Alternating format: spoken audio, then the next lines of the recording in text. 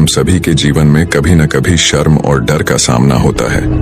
ये दो भावनाएं हमें कभी कमजोर बनाती हैं तो कभी हमारी ताकत बन जाती हैं। आज मैं आपको एक ऐसी कहानी सुनाने जा रहा हूं जो आपको अपने डर को हराकर अपने सपनों को सच करने की प्रेरणा देगी।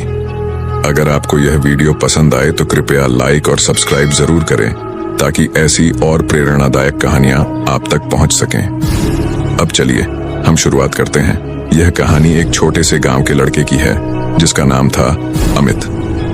अमित एक छोटे से गांव में रहता था और उसकी पढ़ाई में भी कुछ खास नहीं था। हर दिन स्कूल में उसे यही डर रहता था कि कहीं वह गलत जवाब ना दे दे, कहीं बच्चे उसका मजाक ना उड़ाए। उसने कभी सोचा नहीं था कि वह कभी दूसरों के सामने बोल पाएगा। वह हमेशा अपनी नजरें नीचे किए रहता और किसी से कुछ कहने से पहले 10 बार सोचता। यही डर और शर्म उसे अपनी पूरी जिंदगी में घेरे हुए थे। लेकिन अमित के दिल में एक सपना था। वह किसी बड़े शहर में जाकर कुछ बड़ा करना चाहता था।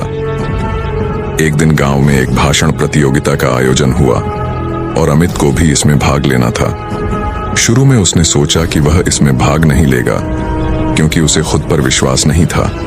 लेकिन उसके शिक्षक ने उसे समझाया, शर्म और डर को हराने का एक तरीका है उनका सामना करना। इसने अमित का हौसला बढ़ाया और उसने प्रतियोगिता में भाग लेने का फैसला किया। जब वह मंच पर खड़ा हुआ तो उसकी हालत बहुत खराब थी। उसके हाथ पैर कांप रहे थे और दिल तेजी से धड़क रहा था। लेकिन फिर उसने सोचा, अगर मैं आज हार मान लूंगा तो क्या मैं कभी अपने सपने पूरे कर पाऊंगा? उसने गहरी सांस ली और धीरे धीरे बोलना शुरू किया। पहले तो लोग शायद उसे ध्यान से नहीं सुन रहे थे, लेकिन अमित ने हार नहीं मानी। वह बोलता गया और आखिरकार भाषण खत्म किया। उस दिन उसकी ताली नहीं बजी, लेकिन वह खुद को जीत चुका था। इस अनुभव ने अमित को सिखाया कि डर और शर्म केवल हमारे मन के भूत होते हैं। जब तक हम उनका सामना नहीं करेंगे, हम कभी अपने असली सपनों तक नहीं पहुंच सकते। वह जानता था कि अगर उसे आगे बढ़ना है तो उसे खुद को बदलना होगा। इसलिए उसने एक कॉल सेंटर में नौकरी करना शुरू किया, जहां उसे अनजान लोगों से बात करनी होती थी। शुरुआत में उसे फिर से वही डर और शर्म महसूस होने लगी, लेकिन उसने उसी तरह काम किया जैसे उसने पहले भाषण प्रतियोगिता में किया था। उसने खुद को दिन ब दिन और बेहतर बनाया। वह शीशे के सामने खड़ा होकर बोलने की प्रैक्टिस करता। धीरे धीरे उसका आत्मविश्वास बढ़ने लगा।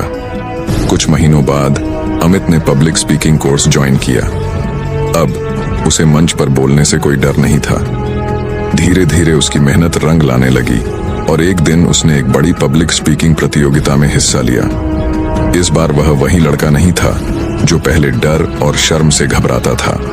उसने मंच पर खड़े होकर अपने विचार साझा किए और अंत में वह प्रतियोगिता जीत गया।